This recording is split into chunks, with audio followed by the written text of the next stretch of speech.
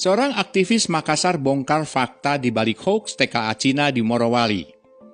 Isu hoax TKA Cina yang katanya bekerja jadi buruh kasar, demo TKA Cina, isu pelarangan ibadah dan pekerja wanita tidak boleh mengenakan jilbab, serta isu Jokowi gunakan TKA Cina untuk kuasai aset Indonesia, akhirnya terjawab sudah kebenarannya.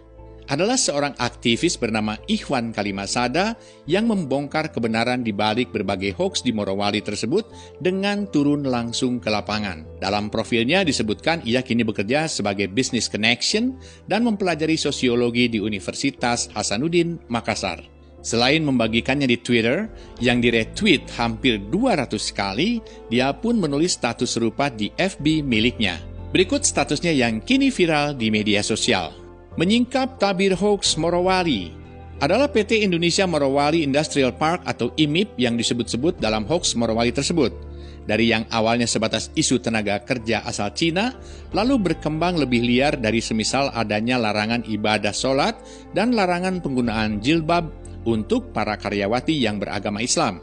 Entah apa tujuannya dari isu-isu yang dibuat oleh oknum tidak bertanggung jawab tersebut, tetapi yang jelas isu tersebut harus dijernihkan dan diluruskan beritanya. Salah satu caranya adalah dengan melakukan fast check ke lapangan atau observasi langsung ke sumbernya, dan itulah yang saya lakukan bersama beberapa kawan aktivis. Dari penelusuran yang kami lakukan di IMIP, baik melalui pengamatan di area kerja maupun audiensi dengan banyak pihak, mulai dari para pekerja hingga ke jajaran direksi, maka saya bisa sampaikan beberapa poin isu dan faktanya sebagai berikut.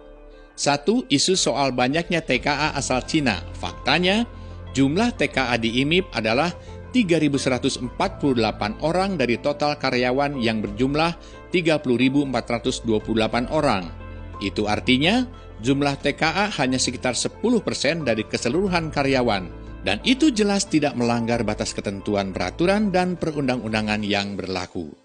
2. Isu soal adanya pelanggaran ibadah sholat bagi pekerja. Faktanya, perlu diketahui bahwa di dalam kawasan IMIP itu terdapat 4 masjid dan 20 musola yang setiap bulan mampu mengumpulkan dana infak jamaahnya hingga 200 juta rupiah. Dari sini kita bisa menilai bagaimana mungkin dana infak sebesar itu dapat terkumpul kalau tidak ada jamaah yang sholat di sana. Yang ketiga, isu soal pelarangan jilbab. Faktanya, para pekerja wanita yang kami temui membantah isu tersebut, dan kami juga melihat langsung bahwa banyak sekali pekerja wanita yang berjilbab. Semua itu bisa dibuktikan melalui foto-foto yang menyertai tulisan ini. 4. Isu soal demo TKA. Faktanya tidak ada demo TKA. Yang melakukan demo kemarin adalah para pekerja lokal terkait permintaan kenaikan gaji pokok. Terkait hal ini, jajaran direksi mengabulkan angka maksimal kenaikan sebesar 13% dari 20% yang dituntut pekerja lokal. 5. Isu soal TKA yang dipekerjakan pada jenis pekerjaan kasar.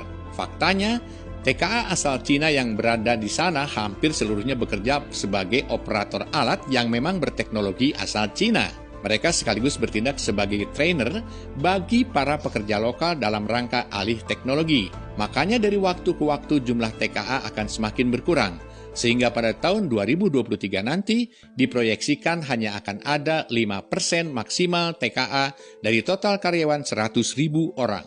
Nomor 6, isu Jokowi mengundang Cina untuk menguasai aset Indonesia, IMIP.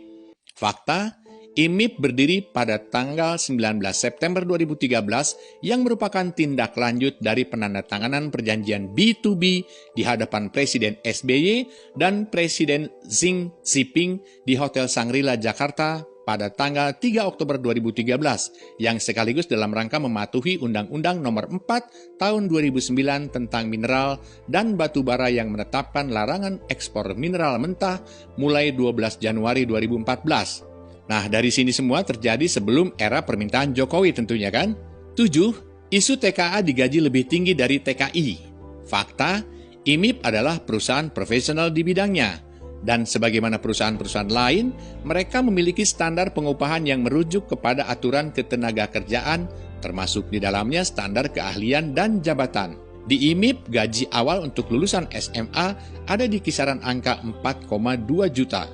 Masih sedikit lebih tinggi dari upah rata-rata nasional yang berada di angka 3 jutaan. 8. Isu TKA Cina yang disembunyikan bila ada kunjungan dari pihak luar ke IMIP. Faktanya, sistem kerja di IMIP itu dibagi ke dalam 3 shift karena beroperasi penuh 24 jam. Dan sementara, IMIP sendiri terdiri dari beberapa perusahaan di dalamnya. Jumlah TKA yang sekitar 3.000-an itu hanya sekitar 1.000-an dalam tiap shiftnya. Dan itu pun terbagi lagi ke dalam beberapa perusahaan. Jadi bukanlah hal yang mengherankan ketika Anda berkunjung ke IMIP, mengelilingi area kerjanya, Anda akan jarang berjumpa dengan mereka. Padahal area kawasan IMIP itu luas banget, sekitar 2.000 hektar. 9. Isu soal adanya bahan makanan yang tidak layak makan pada menu makanan karyawan. Faktanya, bagian dapur di IMIP itu besar dengan peralatan-peralatan penunjang yang lengkap. Semisal, lemari pendingin untuk menyimpan daging, buah, atau sayur mayur. Jadi tidak masuk akal kalau mereka menggunakan bahan-bahan yang telah rusak. Sebagai catatan tambahan, 1. Keberadaan IMIP juga membawa dampak keuntungan bagi masyarakat sekitar. Misalnya, saat ini banyak warga yang memiliki kontrakan atau tempat kos bagi karyawan IMIP dengan jumlah sewa sebesar 1 juta per bulan. Sewa yang mahal sebetulnya, jika mengingat fasilitas yang tersedia di sana.